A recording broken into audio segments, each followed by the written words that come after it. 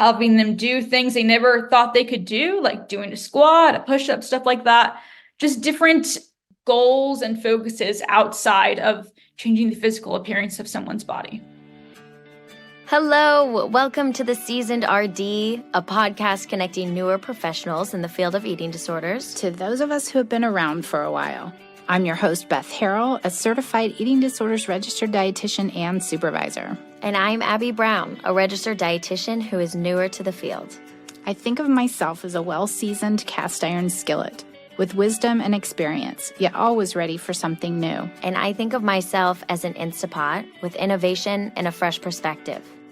This podcast brings both to the table to share ingredients, recipes, and techniques of past and present so we can all be our best for the future. The kettle is heating up. A skillet is on simmer. So join us around the table for true professional nourishment. Abby, ready to stir the pot? Let's do it. Welcome to the Seasoned RD podcast. I'm Beth Harrell, your host, registered dietitian working with eating disorders. So all things therapy, medical, and nutrition for eating disorders from an RD perspective. And as you may have noticed, if you're a regular listener, that we are shifting, and the team has shown up with some really great ideas on how to shorten the drops of presentations. That just was a lot, and also shorten the time of them, because adult learners do best with quick pieces of information. So today we're talking with Henley Cook, a certified trainer, personal trainer, and a corrective exercise specialist.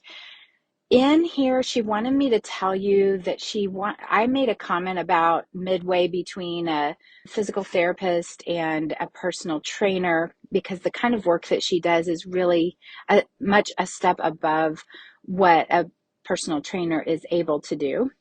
But clearly, she wanted me to tell you all that she is in no way, shape, or form a physical therapist. Okay. Then she also adds a tag later that will be filled in as she wanted to fill in some information, because we did try to make this short. We could have more conversations with Henley Cook. So in a nutshell, I want you to hear how if you're an exercise specialist, fitness specialist, performance specialist, physical activity specialist, working with folks with eating disorders takes a special touch. For example, if you as a corrective exercise specialist, need your client to wear tight clothes so that you can see if their back is swaying, or if they're squatting and you can see that their knees are in alignment, maybe that client can't do that. Or if you're asking them to look in the mirror to see if their body's aligned on a plank, they may not be able to look in the mirror. So Henley has this mad skill to help look at what the client is able to do and adapt. And I'm just going to tell you, I didn't say this in the episode, but when I hired her in 2020, in the pandemic, where I was sitting at my desk all day long in front of a computer, just needed my hamstrings shortened, my back was more swaying, I needed some core work, and she adapted with so many situations. I can't even tell you how many different locations I ended up trying to do my workout and fitting it in my work day. So she'll say, hey, well, do you have a chair, or do you have a broom, or do you have something? She'll have me grab something and made it work. So please enjoy this episode with Henley Cook and Abby Brown. Welcome, Henley Cook, to the Seasoned RD podcast. Thank you for having me here. I'm very excited. We can't wait to chat with you and learn more from you, but we'll ease you into the conversation with some icebreakers. So my first one for you is mountains or beach? Mountains. Mountains, okay. Any specific mountain you enjoy? Not specifically. I just feel more at peace and calm and connected to nature in the mountains. Yeah. Love it. Awesome. I'm a mountain person too. I mean, beaches are fine, but I love mountains. Breakfast or dinner, Henley? Breakfast. I feel more awake when I feed my body in the morning. Totally. And what is your schedule like? I mean, do you make time for breakfast? I know we're going to get more into what you do, but is breakfast a full meal? Is it kind of quick? Yeah, I would say I have 3 meals a day, which I generally eat around the same time because my body gets hungry around the same time.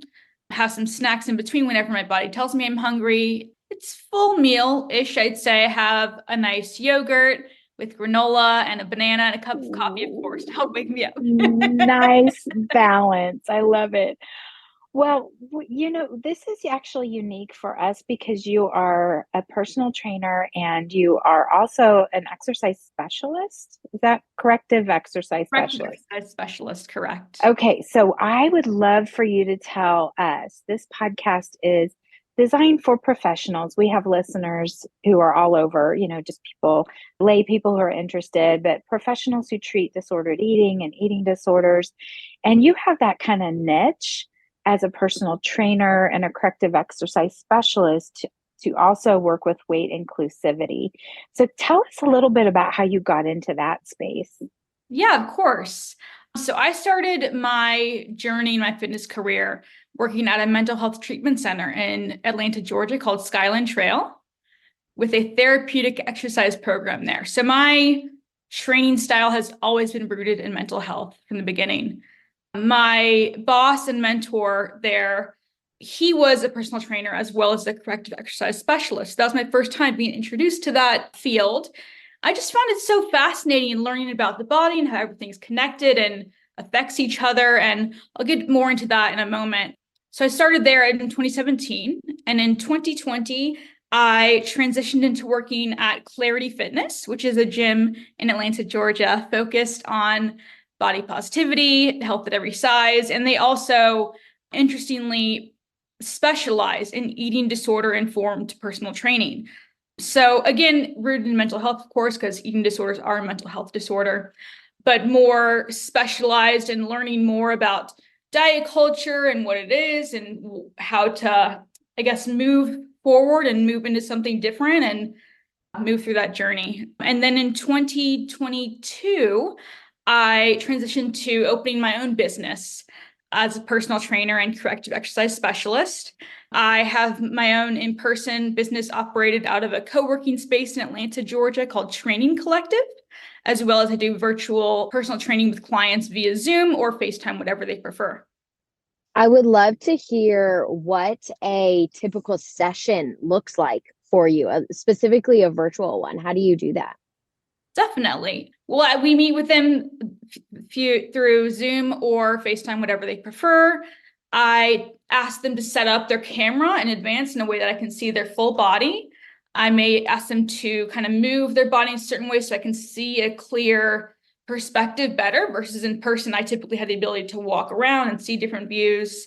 We'll start with a warm up, getting their bodies moving, getting blood flowing, getting those endorphins going, and then add in movement, whichever is related to their goals, their interest, something that they want to work towards. For example, it could be just adding movement to their life in general. So we'll try different things, find things they like to do.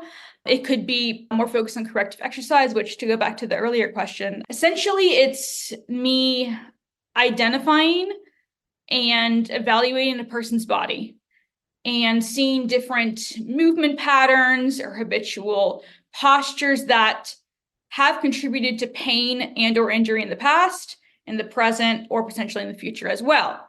And doing very specific, intentional corrective exercises to get out of those habitual postures, movement patterns, etc., and get rid of pain, get rid of any imbalances, and prevent future pain and injury as well. So it really ranges between moving in general and adding movement to someone's life to more specific, very safety, intentional focus with the corrective exercise focus, building strength, building mobility. I would say the majority of the clients I work with now, because I do specialize in corrective exercise, are the ones who currently are in pain that's usually pretty frequent. For example, someone I've worked with had heel pain when they were walking or knee pain when they were walking, they couldn't climb upstairs, and they really want to be able to improve their quality of life and just be able to do stuff, do daily living activities. And it's a very empowering process to be able to return to those. It sounds like very simple things of walking up the stairs, but for someone who's lived with years of pain doing that, it's liberating. And you and I have talked about this before, Henley, because I met you when you worked for Clarity Fitness and hired you during the pandemic because I was at my desk so much and, at the computer, and I needed some help. But when you said it's kind of the cross between a physical therapist and a personal trainer, because when you've worked with me, I kind of know and I can answer Abby's question from my perspective. That Henley, as a corrective exercise specialist, is asking you to, okay, I want a different angle, because she's making sure. So right now she's working with me on posture, my lower back. I've been moving boxes and doing lots of things that have really taken a toll. Plus I still sit at the desk a lot of the day.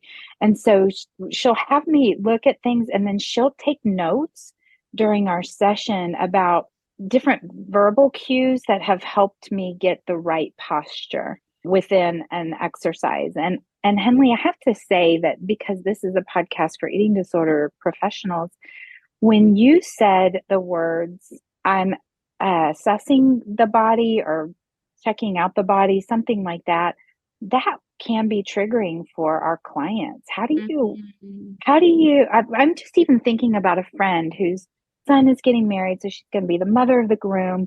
And we were talking about different places to go and look at dresses. And I told her about this place, and she said, I heard that they just come in and kind of, lift off your shirt and tap your body and do that. She's like, I can't do that.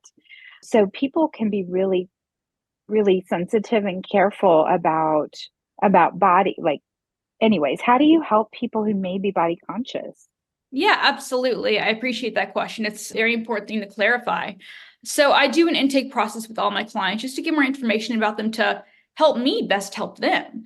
One thing that we would talk about is history with movement, with their bodies, etc. And then that would help inform me with where they are in their own potential eating disorder and mental health journey.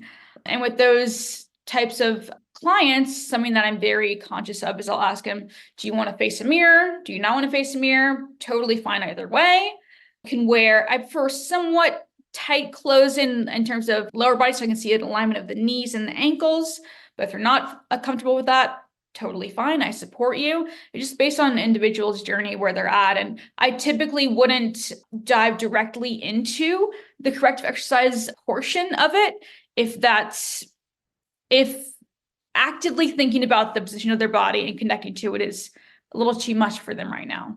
Unless they specifically asked, of course, in which I would explain, this is going to require me to intently observe your body. And of course, I'm not observing the shape and size of your body in terms of that, but the way it's positioned, the way it's moving to help free you of all this pain that's getting in the way of you living your life. That is so important. I had a client yesterday who is very much in the old school of no pain, no gain, and full range of motion. And sometimes some of the things that I know that you have me do are such small movements. It feels like I'm doing nothing. And I have said that out loud to you, but my lower back pain is gone. And I'm going to continue these exercises. So how do you help people who feel like they're not burning enough? They're not doing enough?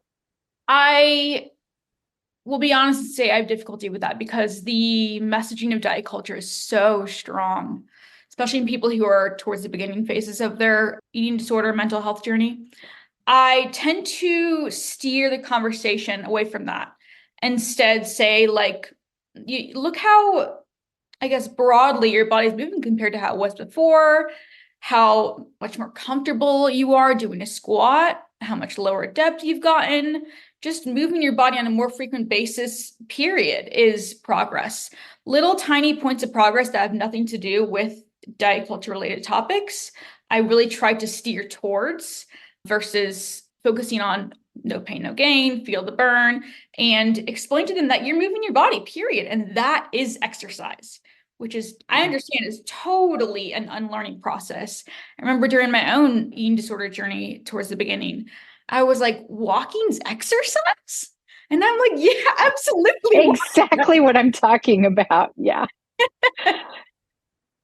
Yeah. It doesn't seem to be enough. Yeah, it's a difficult mindset to get out of, because it's all around you, and it's very strongly pushed as a message for many, many years for some people, but just gently guiding them towards different ways to think, different things to focus on. And over time, them beginning to see things from a different perspective and moving towards that perspective. Love it. We do this, Abby and I together, to kind of pair what newer clinicians are learning in their training, what, the people like me have been anyway in this for a while. But do they, and this is a question for both you and Abby.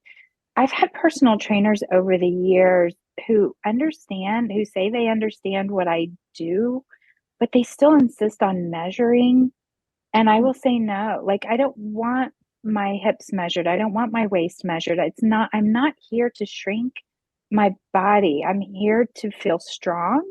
Whatever it is, like you said, Henley, whatever my goal is what you're focusing on. And that's what I want. I don't know if this is kind of the future, Henley, of what you're talking about, or Abby, if you were taught that that's an important thing to make sure to measure people so they can see their success. I mean, I will say it is in our textbooks, literally, of caliper measuring and tape measuring. And that is, I would say weight loss is a big goal for general diet culture, fitness industry. So that is very present. And we are currently, I'm sure you'd agree with this, Abby, we're the countercultural movement. However, I would say it's becoming more predominant, accepted. I recently took a continuing education course through my own certifying agency, American Council on Exercise, that was specifically a webinar about inclusive movement for people in larger bodies and not having them change their bodies at all, which is like big. That would have not existed even like 5 years ago in a mainstream fitness company. So it is becoming slowly more mainstream, accepted, etc. I agree. And I think it's similar to, our education as dietitians, Beth, in undergrad, where we learned all about BMI and how to measure those things and, how to quote unquote help someone if their BMI is higher. It's really just about how you're going to use that information. They throw it all at you and then you kind of dictate from there. But it is interesting because, like you said, they might understand what you do, yet maybe they don't understand what you do if they're still wanting to do these measurements. I had a friend text me yesterday. She just signed up at a new gym. All she wanted to do was work out, and a trainer comes up to her and says, okay, do you want to have a 2-pack, a 4-pack, or a 6-pack? Because that will determine your game plan here. And I think sometimes they think it is this is what you want. Everybody would want this. Why wouldn't you want that? And so I think about breaking those boundaries, I guess, or things that we've maybe learned in the past. Absolutely. I appreciate that conversation, because another thing that was coming to mind as both of you were talking is some of the words that personal trainers have said, or, okay, Thanksgiving is coming up. Let's make sure let's avoid the, 5 to 10 pounds over the holiday thing, or it's a new year, new you kind of resolution. What is it going to be? So some of those things are great. And often for eating disorders or disordered eating or compulsive or exercise can be yet another opportunity to overdo and then to feel failure later. So I really appreciate that about any classes that I've ever been in. If somebody is not focusing on weight and really about fitness and strength and cardio and improvement and all the fitness things. Something else I'd like to mention as well is I try to focus on compassion or just a different change of perspective for professionals, even medical doctors who are not Hayes doctors. It's not their fault because they don't know any better. I had no idea BMI meant absolutely nothing until I learned it. So I think I can relate to that, and it's common to get frustrated when people around you don't follow the same non-diet culture principles. But I think the emphasis I would encourage to be on trying to educate people on how everything they're learning is not everything, but the diet culture things they're learning are not necessarily true. Maybe some people do want to follow that, and that's okay too. But there's also another route, which, as I was saying before, I think is starting to become a little bit more mainstream, which is excellent. Totally. I love the compassion piece. And when Henley said Hayes, it's health at every size, just in case you're just joining this and learning for yourself, that and the compassion, I think, also then goes back to the question about mirrors. And you ask that, Henley, and it's something that we don't want to assume people are comfortable with. And so in some areas, the treatment teams may be recommending could just kind of have your mirror to tape up or put something on except for where your face is. So when you're brushing your teeth and getting ready for the day, you're not staring at body parts that are triggering. So getting into a fitness center, having someone really look at your body and talk about different body parts and can be really triggering. So this is awesome. I didn't realize that you had the therapeutic exercise for the mental health program before Clarity. Yes, and something I'm very passionate about, how exercise has the ability to transform someone's mental health. Of course, it helps alone, but in combination at the treatment center with the psychiatric medications, therapeutic talk modalities, art therapy, music therapy, etc., exercise was like a booster shot, is how I viewed it, to their treatment. I love that. We've had conversations about exercise on this podcast before, about how it was a wild concept at first. Like, you're going to let your patient who has an eating disorder exercise? What in the world are you talking about? I'm sure that you've seen many different scenarios. And so I'm just going to throw a little made up what if here. So just from what you're saying, I think we can all assume that if a client with an eating disorder was saying to you that they wanted to lose weight, that would be a conversation that you would maybe redirect. But what if they came to you and said that they really want to gain muscle, they want to put on muscle mass? So maybe another form of changing the way that they look physically, but not necessarily weight loss. How would you approach that? Absolutely. Again, if they were to themselves bring up the idea that it was for the interest of changing the physical appearance of their body, I would mention and redirect and focus on how that's great. You're gaining muscle. You're going to improve your health, strengthen your bones, give the ability to do lots of cool physical things that you wouldn't have had the ability to do before. Gain just appreciation and knowledge about your body and connection with it as well. Just sprinkling in these ideas that there are other things to focus on than changing the physical appearance of your body. Because that is just, it's so highly fed to individuals with our diet culture as one of the focuses of exercise. And again, if people want to focus that on that, that's not my call to say that's right or wrong. However, I can show them this different direction, this different path that will lead them to, if they're looking for a different mindset, different state of mental health, will lead them to that different state. That's a great question, Abby. I love that, Henley. Honestly, just kind of redirecting, and you've used that word a couple different times. Now, what if you have someone who's a low weight, brittle boned individual? I would ask them what their current and past medical history is. If they have any doctors or therapists they're working with, I would ask them if they'd be comfortable if we collaborated, so I could create the best plan of care and give them the best of what they're looking for as well. I also don't like to assume about people based on the what I'm seeing in their body. So maybe they are in a smaller body, but they do have the capability to do something larger. So we'll start off small, obviously, with exercises, body weight stuff, just general movement, see how their body takes that, what the effect is on their body, and then determine the path forward based on these observations of my own. Awesome. Well, we do have a wrap-up question for you. It's a little bit loaded, so take your time on this one. But if you could take yourself back to entering not only the field of fitness, but working with clients who have eating disorders, what do you wish you would have known then that you do know now? I wish I would have known that intentional weight loss not only doesn't promote positive health changes. In fact, I'm not sure if the correct term is often, but it can lead to negative health outcomes.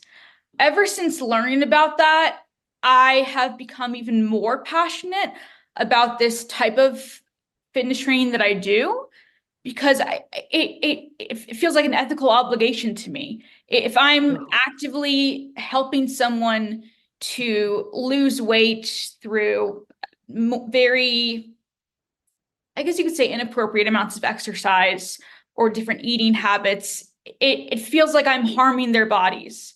And of course, I don't want to harm someone's body. If anything, I want to help their body, help their mindset, improve different things in their lives, movement, adding movement, pain-free movement, helping them do things they never thought they could do, like doing a squat, a push-up, stuff like that. Just different goals and focuses outside of changing the physical appearance of someone's body. A benefit of adding movement to the recovery process that I wanted to highlight was reconnecting with the body. As many eating disorder professionals know, a common side effect, per se, of an eating disorder is disconnection from the body, as well as accompanying negative feelings towards the body. Something that I focus on in movement with my clients is listening to your body, finding awareness in what you're feeling within your body, both during movement, during stretching, etc., as well as eventually listening to your body in terms of what does your body want to do and not do. Very similar to the process of learning how to eat intuitively. It's about respecting your body, caring for your body, learning to be on the same team as your body. And movement is a great way to practice this and learn this skill and reconnect to your body while building a positive relationship with it. I love that. In a nutshell, it's, something that you learned and that we are all kind of baked into. Intentional weight loss is assumed to lead to better health. And you're talking about don't assume that, and it can cause harm. So let's be open to both of those things as fitness professionals who are working with those who are so body focused and wanting to change their body. Henley Cook, this has been so great. We are going to put in the show notes how to get a hold of you if anyone who's listening is interested in reaching out. I think that your profession does not require licensure, so you don't have to be licensed in a particular state to be able to help someone in a different state than Georgia. It requires licensure, but the licensure spans, I guess, internationally. Okay, awesome. Anything else that you would like to say as we wrap up today? I am very happy to be on this podcast to help educate. Like I said earlier, I think that's the most important step because people don't know. I didn't even know that diet culture even existed. I was just, this is the norm. You know what I mean? So if some random personal trainer who is still within that diet culture industry hears this and can learn, oh, maybe there's a different way and start to explore on their own, or even if a eating disorder professional, I guess they can easily assume that all personal trainers focus on weight loss and just the education that there's something different to try, something different. I love that. Great summary. Thank you for joining us today. Thank you very much for having me. I had a wonderful time. Let's lean on each other and learn from each other so we can grow together as professionals in this field of eating disorders. If you want to connect with me for supervision or membership with monthly content, please find me at bethharrell.com/professionals.